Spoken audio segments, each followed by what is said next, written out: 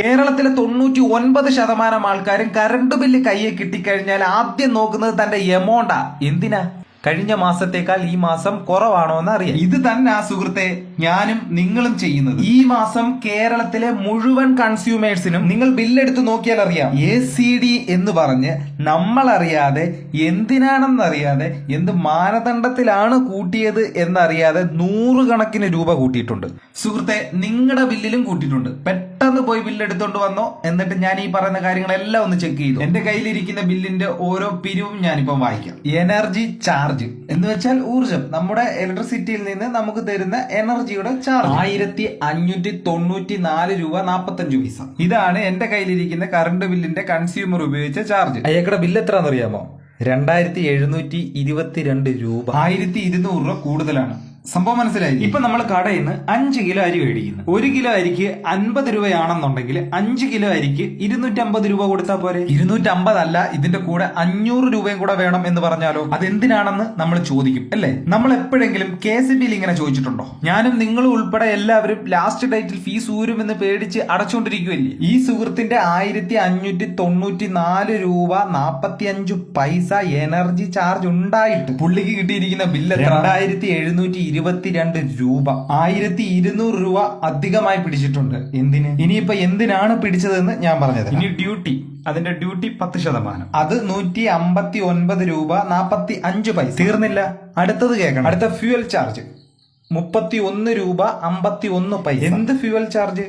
നമ്മൾ മണ്ണെണ്ണ ഒഴിച്ചിട്ടാണോ വീട്ടിൽ ലൈറ്റ് കത്തിക്കുന്നത്? KCBയുടെ കറണ്ട് ഉപയോഗിച്ച നമ്മള് ഫ്യൂവൽ ചാർജ് കൊടുക്കണം. ഇവരവിടെ ചിലപ്പം ഗ്യാസ് സ്റ്റവ് ഉപയോഗിച്ച് ചായ ഉണ്ടാക്കി കുടിക്കുന്നത്. ഇനിയിപ്പോ പറയാൻ പോകുന്നത് KCB നാഫ്ത, കൽക്കരി ഇതൊക്കെ ഉപയോഗിച്ച് കറണ്ട് ഉണ്ടാക്കുന്നുണ്ട്. അതെല്ലാം കൂടെ കൂട്ടിയല്ലേ കറണ്ട് ബില്ല് തന്നിരിക്കുന്നത്. ഒരു സാധനം വിൽക്കുമ്പോൾ അതിന്റെ ഉൽപാദന ചെലവും കൂടെ ചേർത്തിട്ടല്ലേ. നമ്മുടെ കായംകുളത്ത് താവനിലയുണ്ട്, അവിടെ നാഫ്തയുണ്ട്.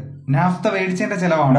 അതിന്റെ പ്രോഡക്റ്റിന്റെ പൈസ കൂടെ ചേർത്തല്ലേ ഈ 1594 രൂപ 45 പൈസ. നമ്മളെന്തിനാ ഫ്യൂവൽ ചാർജ് കൊടുക്കുന്നത്? തീർന്നില്ല, ഇനി ഒരു ചെറിയൊരു ഫിക്സഡ് ചാർജ് ഉണ്ട്. ചുമ്മാ വെറുതെ ഒരു 240 രൂപ. സുഹൃത്തെ, ഇനിയെങ്കിലും നിങ്ങൾ നിങ്ങളുടെ കറണ്ട് ബില്ല് എടുത്തത് നോക്ക്, ഇതൊക്കെ ഉള്ളയാണോ? എന്തിനു കൊടുക്കണം നമ്മൾ ഫിക്സഡ് ചാർജ്? നമ്മളൊരു പ്രൊഡക്റ്റ് വാങ്ങുകയാണ്, ഒരു സാധനത്തിന് എനർജി ഇടാം. അയാൾ ഉപയോഗിക്കുന്ന എനർജിയുടെ കാശ് കൂടാതെ ഡ്യൂട്ടി പോട്ടെ, സമ്മതിക്കും. ഫ്യൂവൽ ചാർജ് അറിയില്ല, ഫിക്സഡ് ചാർജ് എന്തിന്? തീർന്നില്ല, ഇനിയും ഉണ്ട്.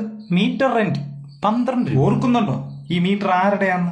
നിങ്ങളുടെയാ, നമ്മുടെയാ. ഈ മീറ്റർ നമ്മൾ കണക്ഷൻ എടുത്തപ്പം നമ്മൾ വില കൊടുത്ത് മേടിച്ചതാ മീറ്റർ. നമ്മൾ പൈസ കൊടുത്ത് മേടിച്ച മീറ്ററിന് നമ്മൾ വാടക കൊടുക്കണം. നമ്മുടെ വീട്ടിൽ ഒരു സ്കൂട്ടർ ഉണ്ടെന്ന് വെച്ചു, ഈ സ്കൂട്ടറിന് മാസം തോറും വാടക കൊടുക്കണമെന്ന് MPD പറഞ്ഞാൽ പോയി പണി നോക്കാൻ പറയും ഇല്ലേ? ഇനി അടുത്തതാണ് കോമഡി.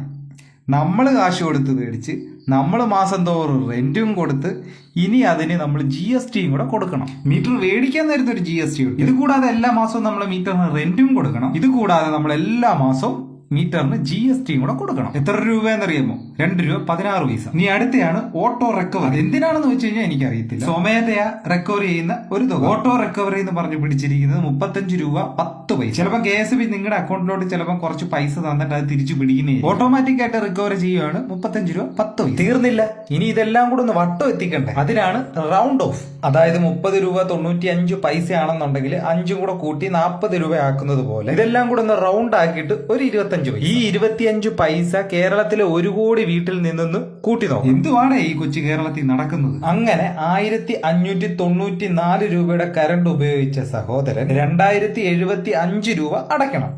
അതിന്റെ കൂടെ ആദ്യം പറഞ്ഞ ACD ആനുവൽ ക്യാഷ് ഡെപ്പോസിറ്റ് വർഷം തോറും നമ്മൾ കൊടുത്തോണ്ടിരിക്കണം. എല്ലാ വർഷവും നമ്മൾ കൊടുക്കണം. അത് 825 രൂപ. തീർന്നില്ല, ഇനി ചുമ്മാതെ കൊടുക്കുന്ന ഒരു സംഭവമുണ്ട്, അഡ്വാൻസ്. അതൊരു 193 രൂപ. നമ്മൾ സാധാരണക്കാരനായ ഒരു മനുഷ്യൻ ആദ്യം ബില്ല് കിട്ടുമ്പോൾ നോക്കുന്നത് എന്നാണ് ലാസ്റ്റ് ഡേറ്റ്, എത്രയാണ് ബില്ല്. ഇതൊക്കെ നോക്കണം സുഹൃത്തുക്കൾ. ഇത് കൂടാതെ വർഷാവർഷം കറണ്ട് ബില്ല് കൂട്ടുകയും ചെയ്യും.